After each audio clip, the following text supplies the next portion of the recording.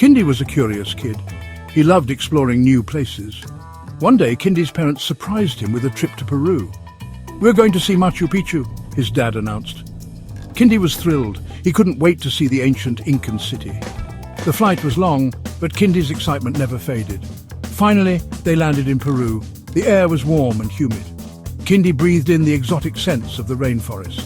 As they stepped off the plane, Kindi felt like he was stepping into a whole new world. Everything was exciting.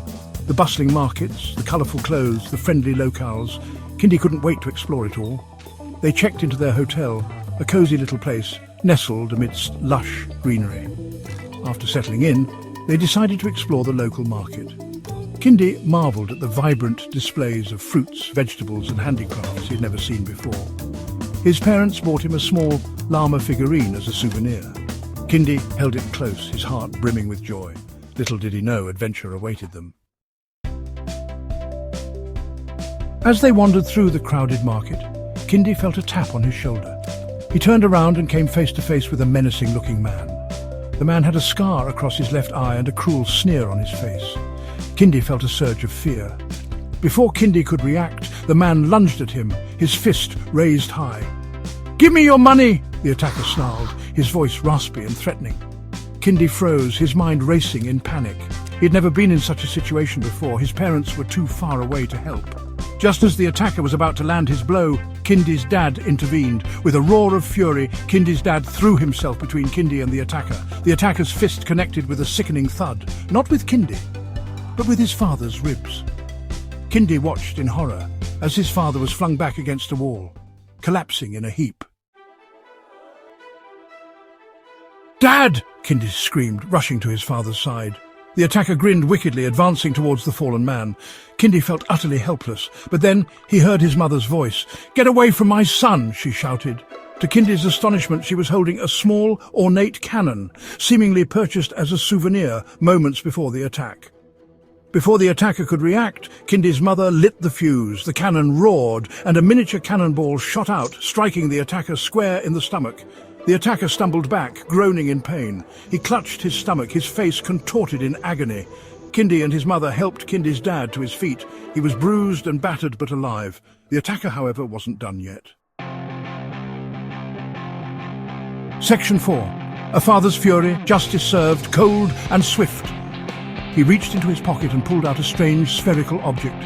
With a flick of his wrist, he threw it onto the ground. The object expanded rapidly, transforming into a giant, menacing ball. Kindi watched in terror as the ball started rolling towards him, picking up speed. "Run, Kindi!" his father shouted, pushing him out of the way.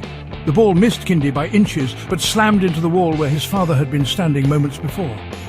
The impact sent tremors through the ground, and dust filled the air. Kindi coughed, his eyes stinging.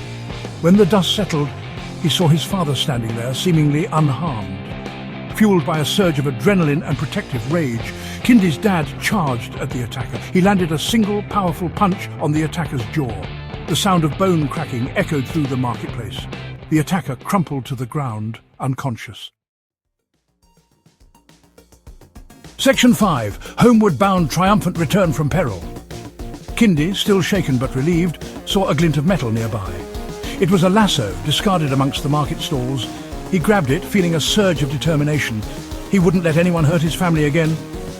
Just then, another figure emerged from the shadows, drawn by the commotion.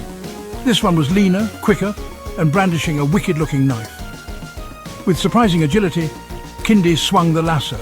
The rope whirled through the air and landed perfectly, wrapping around the second attacker's legs. Kindi pulled with all his might, sending the attacker crashing to the ground. The knife clattered harmlessly away.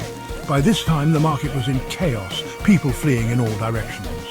The police arrived soon after, apprehending the unconscious attacker.